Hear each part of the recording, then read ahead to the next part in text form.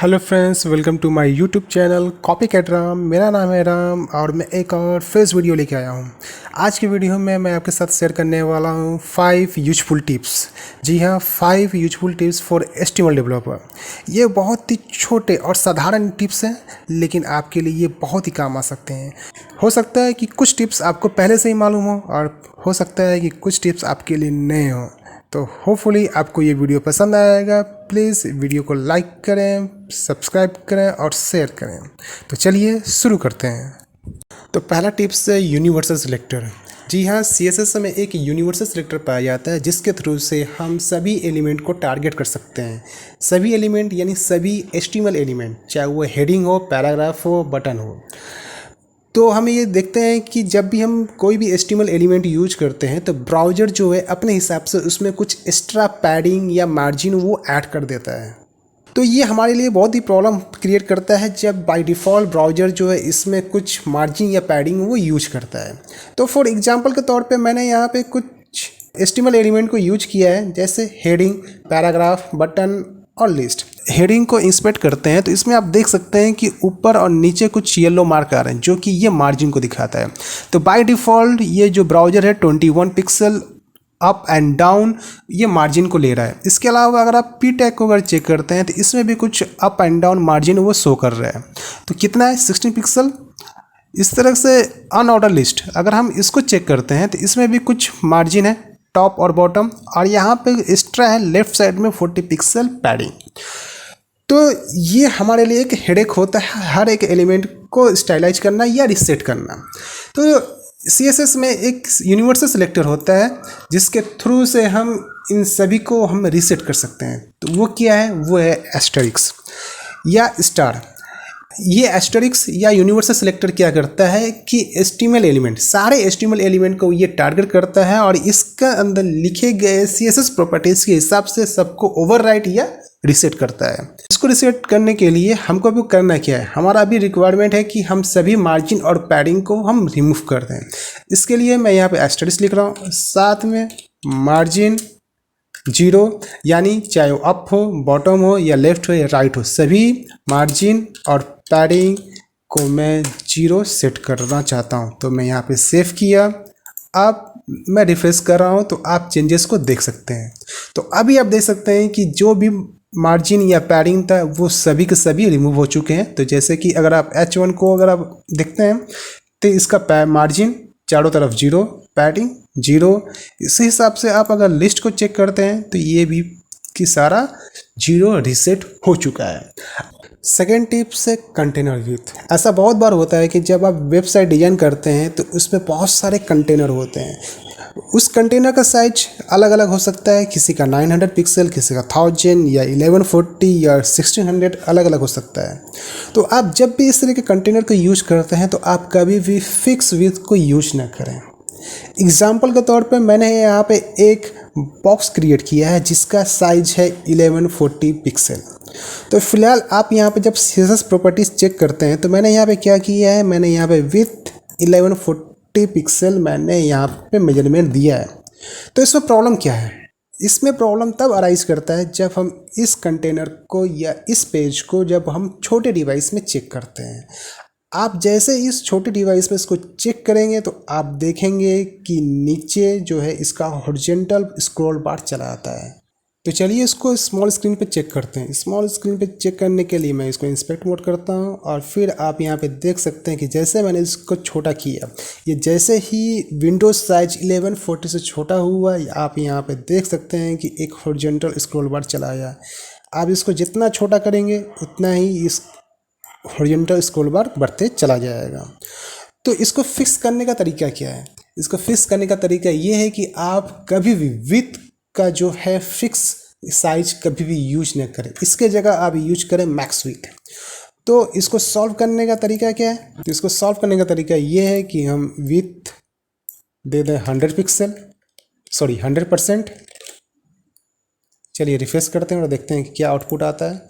तो अभी आप फिलहाल देख सकते हैं कि मेरा जो कंटेनर विथ है ये पूरा स्क्रीन साइज का 100% हो चुका है, जो कि हमें नहीं चाहिए। हमको इसका एक मैक्सिमम विथ सेट करना होगा 1140, क्योंकि हमारा ये कंटेनर का विथ वही रिक्वायरमेंट है। तो इससे होगा क्या कि कंटेनर जो है फुल स्ट्रेच करेगा, लेकिन एक लिमिट में। और वो लिमिट क्या होगा?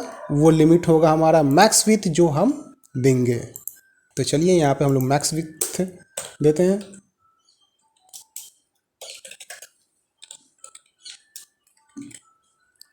और अब चेक करते हैं तो आप अब देख सकते हैं कि ये 100% है, लेकिन मैक्स विथ 1140। और अगर आप इसको रेस्पॉन्सिव में चेक करते हैं तो आप देख सकते हैं कि कोई भी हॉरिजॉन्टल स्क्रॉल बार नहीं आएगा।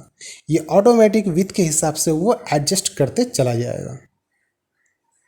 थर्ड टिप्स है रेस्पॉन्सिव इमेज के बारे में। आप जब भी एक इमेज वेबसाइट में यूज करते हैं तो होता क्या है कि ब्राउज़र जो है इमेज साइज को ही रेंडर कर वेबसाइट पर शो करता है, यानी इमेज का साइज जो है वो सेम साइज को ही वो ब्राउज़र पर शो करता है। लेकिन हमें ऐसा नहीं चाहिए होता है। हमें चाहिए होता है कि जो कंटेनर विथ है उस कंटेनर विथ के अंदर ही इमेज को शो करे, और जब वो कंटेनर छोटा या बड़ा हो तो वो मैक्सिमम इमेज का जो साइज है वो तो शो करेगा ही, लेकिन जब छोटा करेंगे तो कंटेनर के विड्थ के हिसाब से वो इमेज का साइज भी प्रोपोर्शनली स्मॉल होते चला जाएगा, यानी कि वो ऑटोमेटिक एडजस्ट करते हुए जाएगा। तो उसको हम कैसे करेंगे? तो फॉर एग्जांपल चलिए हम यहाँ पे एक इमेज को अटैच करते हैं। तो मैंने यहाँ पे एक कोड खोला, तो यहाँ पे चलिए एक इमेज को ऐड करते हैं और देखते हैं कि क्या प्रॉब्लम अराइज कर रहा है। तो यहाँ पे मेरे पास एक इमेज है जो लगभग 1920 पिक्सल का है। ओके, तो चलिए, तो फिलहाल आप देख सकते हैं कि इमेज जो है, इमेज का साइज़ जो है मेरे विंडो साइज़ या कंटेनर साइज़ से बड़ा है। तो इससे हुआ क्या है कि इमेज तो दिख रहा है, लेकिन ये ओवरलैप कर रहा है कंटेनर को, जिसकी वजह से प्रॉब्लम ये हो रहा है कि एक हॉरिजॉन्टल स्क्रॉल बार चला आ रहा है, जो कि ये हमारे वेबसाइट के लिए बहुत ही ख़राब है। तो इसको हम एडजस्ट कैसे करें? इसको एडजस्ट करने का तरीका कि हम जो इमेज को एक मैक्स विथ दे दें। मैक्स विथ क्या होगा? 100%। जी हाँ, मैक्स विथ 100% यहाँ पे भी बहुत यूजफुल होता है एक इमेज को रेस्पॉन्सिव बनाने के लिए। तो मैक्स विथ 100% कहने का मतलब ये है कि हम इमेज का मैक्सिमम विथ उतना ही शो करेंगे जितना उसके कंटेनर का है। मतलब एक कंटेनर का साइज अगर 1140 है और उस 1140 के अंदर हम किसी इमेज को अगर यूज कर रहे हैं तो इमेज का साइज चाहे कितना भी बड़ा हो, चाहे 2000 हो या 4000 हो, वो कंटेनर के विथ के हिसाब से ही शो करेगा। अगर कंटेनर का विथ 1140 है तो 1140 के अंदर ही मैक्स विथ इमेज का शो करेगा, उससे ज़्यादा नहीं होगा। और इसके साथ में हम यूज करेंगे विथ ऑटो। विथ ऑटो यानी इमेज का जो विथ होगा कोई फिक्स विथ नहीं होगा।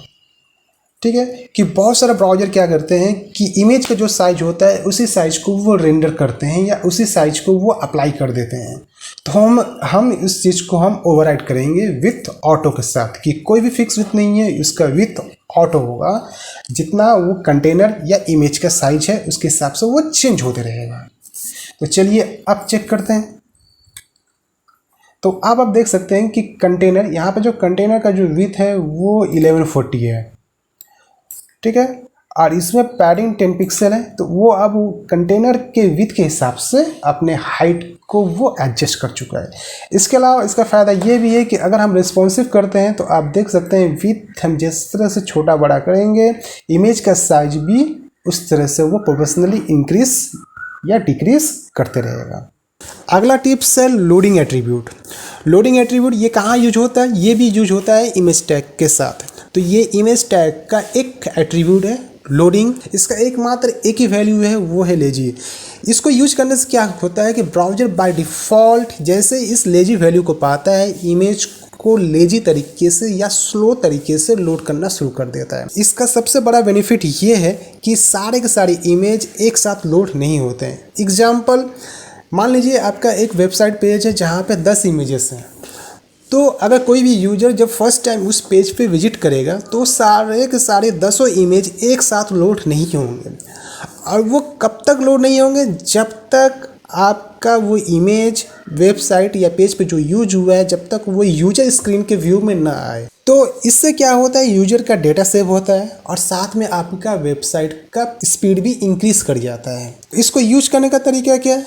बहुत ही सिंपल है। आपको यहाँ पे इमेज के अंदर एक एट्रीब्यूट को ऐड करना होता है, loading equal too lazy.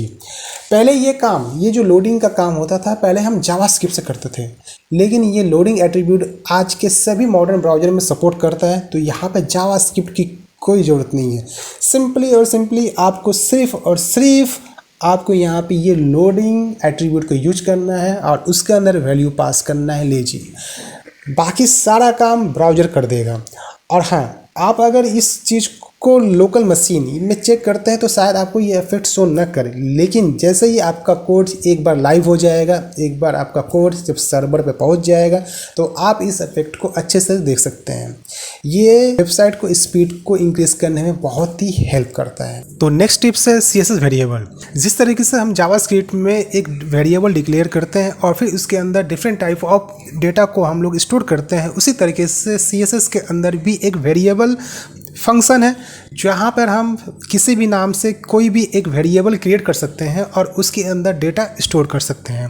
CSS और जावास्क्रिप्ट में डिफरेंस सिर्फ ये है कि जावास्क्रिप्ट में वेरिएबल डेटा बहुत तरह के हो सकते हैं, लेकिन CSS में सिर्फ और सिर्फ हम एक प्रॉपर्टीज़ के वैल्यूज़ को स्टोर करने के लिए यूज करते हैं। फॉर एग्जांपल बैकग्राउंड कलर हो, फॉन्ट कलर या फॉन्ट साइज या मार्जिन, पैडिंग एटसेट्रा। चलिए मैं आपको एक एग्जांपल दिखाता हूँ CSS वेरिएबल के ऊपर। तो फिलहाल आप यहाँ पे देख सकते हैं कि यहाँ पर 3 कंटेनर है और इनका बैकग्राउंड कलर ब्लैक में है। अगर आप कोड स्ट्रक्चर देखते हैं तो मैंने यहाँ पे बैकग्राउंड कलर 111 दिया है। जिस तरीके से जावास्क्रिप्ट में वेरिएबल ग्लोबल और प्राइवेट होते हैं, यानी जावास्क्रिप्ट के वेरिएबल को हम किसी भी फंक्शन के अंदर कॉल कर सकते हैं, या फिर कुछ ऐसे वेरिएबल होते हैं जो एक फंक्शन में डिक्लेयर किए रहते हैं और हम सिर्फ और सिर्फ उसी फंक्शन के अंदर ही इसको यूज कर सकते हैं। उसी तरीके से CSS वेरिएबल भी हम लोग ग्लोबल और प्राइवेट कर सकते हैं। जिस तरीके से जावास्क्रिप्ट में वेरिएबल ग्लोबल प्लस प्राइवेट होता है, उसी तरीके से CSS में भी हम वेरिएबल को डिक्लेयर कर सकते हैं ग्लोबल या फिर प्राइवेट। ओके, ग्लोबल करने के लिए हमें यूज करना पड़ता है रूट। तो कैसे लिखते हैं, कोलोन रूट, फिर इसके अंदर हमको वेरिएबल का नेम डिक्लेयर करना होता है। तो वेरिएबल नेम डिक्लेयर करने के लिए हमें डबल हाइफन या डबल माइनस को यूज करना पड़ता है। Then name of the variable, तो सपोज मैं नाम देता हूँ ब्लैक, देन इसका वैल्यू सेव। अब मान लीजिए हमको बैकग्राउंड कलर, जहाँ पे मैंने 111 यूज किया है, मैं इसके जगह इस वेरिएबल को यूज करना चाहता हूँ। तो इसके लिए हमें टाइप करना पड़ता है var, okay, then name of the variable. तो यहाँ पर हमारा नाम क्या है ब्लैक, लेकिन हमको हाइफन के साथ इसको यूज करना होगा। Sorry, it's black. तो चलिए चेक करते हैं काम कर रहा है कि नहीं। जी हाँ, आप देख सकते हैं कि ये पूरी तरीके से काम कर रहा है। इंस्पेक्ट करके भी देख लेते हैं कि हमारा ये वैल्यू को लिया है कि नहीं। तो यहाँ पे आप देख सकते हैं वेरिएबल ब्लैक को ये यूज कर रहा है। इसी तरीके से हम मल्टीपल वेरिएबल को क्रिएट कर सकते हैं। तो सपोज मैं एक और क्रिएट करता हूँ रेड, इसको मैं देता हूँ रेड। अगला है वाइट, इसको मैं देता हूँ वाइट।